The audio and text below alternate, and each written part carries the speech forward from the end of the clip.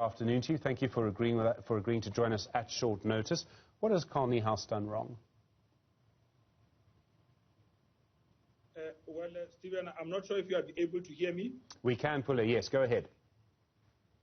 Oh, okay. Stephen, afternoon and afternoon to your viewers. Stephen, there was a circulation of a statement purported to be representing staff written by Comrade Carl, in which he was saying that he will be going to the police station to lay charges against the officials of the African National Congress on matters that relate to staff issues. We can place it on record that Comrade Carl neither carries a mandate of staff nor speaks as their representatives. The views he has expressed in the circulated statement are his own, and they are devoid of the discipline expected to be carried by a cadre of the movement who carries the kind of a history that Comrade Carl carries. We were comforted by the confirmation made by staff representatives that Comrade Carl was not in any way speaking on their own behalf and did not carry a mandate from them.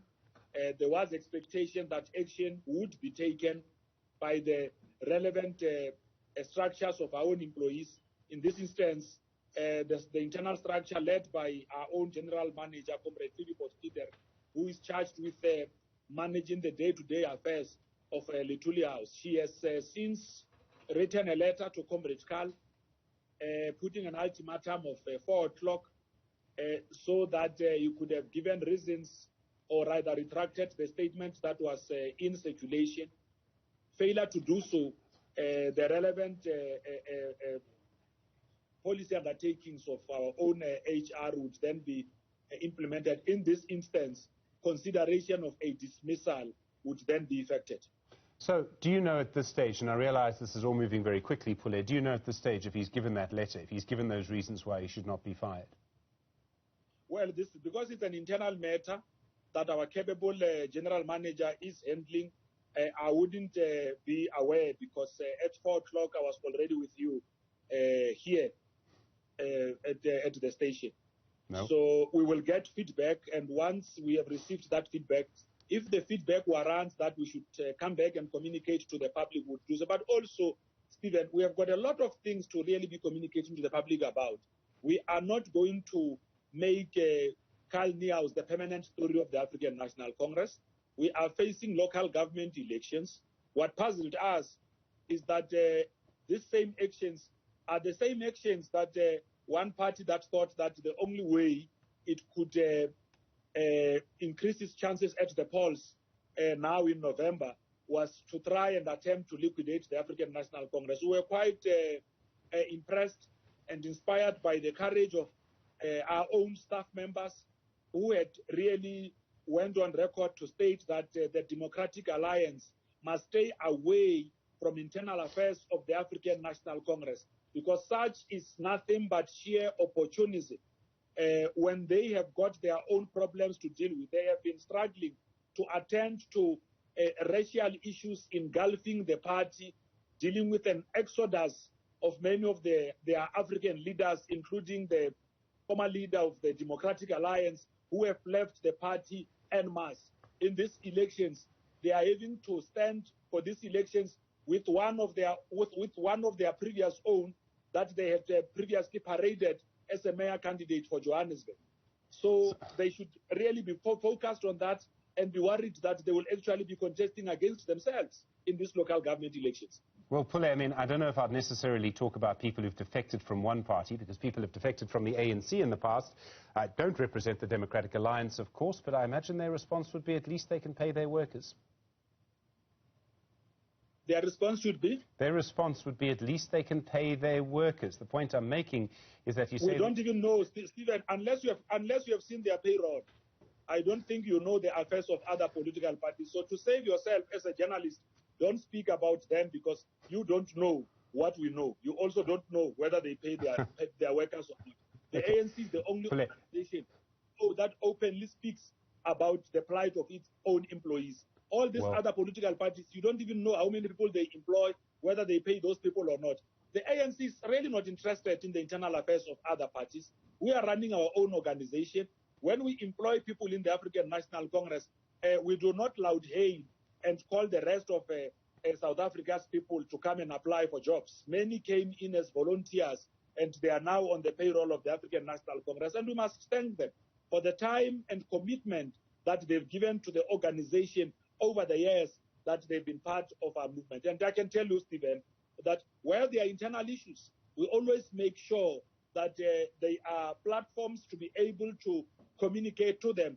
Stephen, I'm talking to you today when the IEC has been able to disclose, make that disclosure in terms of the Political Party Funding Act. It has told you that how much the ANC would have received. And I can tell you now that the money that the ANC has received as part of what has been disclosed is not even enough to be able to sustain salaries of the ANC over time. It's now better because at least these things are put out there. It is not just the ANC saying that it faces financial challenges. The IEC came out today and on record stated how much parties have been able to raise. And if my memory serves me well, it doesn't even go beyond 30 million rand. Now, that should actually tell you an organization like the ANC that exists in 9 provinces, in another 53 regions or so, would be able to deal with all of those. So, Pule, I appreciate the transparency about ANC employees. Perhaps you can answer this question, because it's been a bit of a mystery to me. In the past, I've asked Carl Niehaus what role did he actually perform in the office of the Secretary General of the ANC, and he frankly wouldn't answer. So, can you tell us what he actually does for the ANC? I mean, will the ANC be able to live without his contribution to the movement if you fire him? Well, in fact, in the statement issued by the African National Congress today, we did say, because Comrade Carl has really displayed a lot of energy as it relates to talking to yourselves in the media and on social media, sometimes attacking all of us who are in the leadership of the ANC, that the onus is on him to declare to the people of this country the official duties that he performs in the ANC that are worth him being compensated. So that in the overall, there is an understanding, because we shouldn't hear people like him only talking and shouting like all other courageous staff members who are giving their full-time energy and attention to the work of the African National Congress without knowing exactly what is it that they do to be able to drive the work of the African National Congress further forward and make sure that the ANC really occupies that role of leading society. All right, there's also been, and you've also issued another statement, and I'm going to allow you to change the subject a little bit, Pule, but you've also commented on what's happened on social media. There's been claims about the Electoral Commission. You're obviously in court at this stage on the side of the Electoral Commission. At one point you were against them, but now you're with them against an application by the DA to the Electoral Court and the Constitutional Court. It depends which court will hear the case around the candidate registration process, the fact the IEC reopened it. Just to be clear, you as the ANC have no problem with the way the IEC is managing the election at this stage. You see it as a completely legitimate organization and commission. Of course, we do not have a problem with the way the IEC manages its own its elections. We believe that they are independent, they are impartial, they run in the manner that gives every South African the space and platform to be able to express their own views and choices without feeling that their rights are being infringed.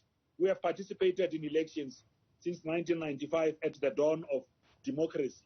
Even where we lost municipalities or lost provinces, never have we gone to court to contest elections. A classical example is in the Western Cape. We used to occupy the seat of power in government in the Western Cape. When we lost to the DA, we did not really go to court. We used to occupy the seat of government in Nelson Mandela Metro, Gqeberha. When we lost the seat of power there, we did not go to court.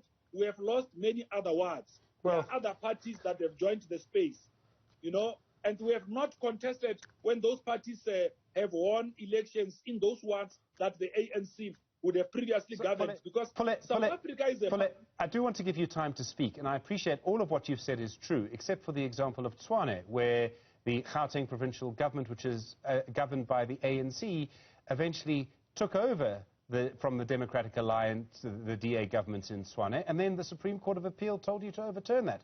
So, I mean, I go with you a long part of the way, but it's not a true 100%. Well, Stephen, they are relevant legislations that empower departments of cooperative governance from national to provincial level to be able to intervene where they believe that their systems of governance are failing. Such a section that, Stephen, you are welcome to read at your spare time is Section 139, the same that has been applied in the Northwest, where the National Ministry of Cooperative Governance was intervening.